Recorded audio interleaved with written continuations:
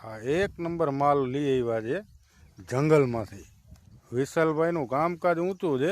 જો કોઈને કંકોડા બંકોડા ખાવા હોય અને મગાવવા હોય તો આ વિશાલભાઈને મળો.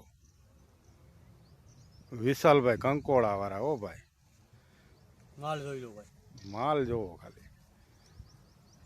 તમે ગમે ત્યારે વિશાલભાઈને ફોન કરો તો બિયારણ માટે, કોઈ પણ રીતે ખાવા પીવા માટે આ કંકોડાનો માલ છે. આ એક નંબર માલ ઉપાડીએ એવા છે. માર્કેટમાં ક્યાંય ના મળે આવો માલ.